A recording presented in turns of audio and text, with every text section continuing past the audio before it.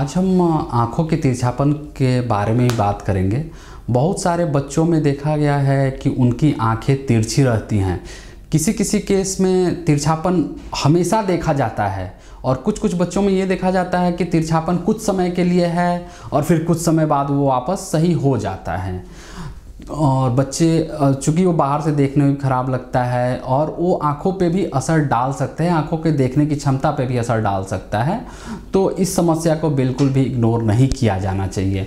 बहुत बार लोग सोचते हैं कि भगवान का दिया हुआ आँख ऐसे ही तिरछाई है तो ठीक है, कोई दिक्कत नहीं है, ऐसे ही छोड़ देते हैं। ऐसा नहीं करना चाहिए क्योंकि इस बहुत सारे केसेस में इलाज बहुत ही आसानी से संभव है, तो उसको जल्द से जल्द दिखाया जाना चाहिए। जो मेन दिक्कत होती है तिरछापन से वो ये होती है कि जो आँख तिरछी होती है, समय के साथ साथ उस आँख में परमानेंटली रोशनी कम हो सकती है और उसके साथ साथ जो तिरछापन के चलते कोई भी चीज़ देखने पे दो दिखाई दे सकता है, जिसको कि डबल विजन कहते हैं।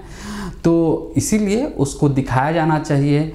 और कभी कभी हमने ये भी देखा है कि बड़े लोगों में भी आँखों में तिरछापन अचानक 3-4 दिन के अंदर 10 दिन के अंदर अचानक तिरछापन आ जाता है किसी रेयर केसेस में। तो उसको तो बिल्कुल भी नज़रअंदाज नहीं किया जाना चाहिए क्योंकि वो ब्रेन में हो रही किसी खतरनाक बीमारी को इंगित करता है। तो उसको खासकर अगर बड़े लोगों में तिरछापन की शिकायत अचानक आई, तिरछापन अचानक नया न्यू ऑनसेट डबल दिखने का शिकायत अगर होता है तो उसको बिल्कुल भी इग्नोर मत कीजिए और तुरंत डॉक्टर से संपर्क कीजिए। ये सारी जो चीज़ें हैं, इनका जो ट्रीटमेंट होता है बहुत सारे केसेस में बस चश्मा दे देने से सही हो जाता है। कुछ केसेस में हमें सर्जरी करनी पड़ती है। सर्जरी का एज भी हमें डिसाइड करना पड़ता है कि कब किया जाना चाहिए। और कुछ केसेस में इवन एक्सरसाइज, आँखों के एक्सरसाइज से भी सही हो सकता है।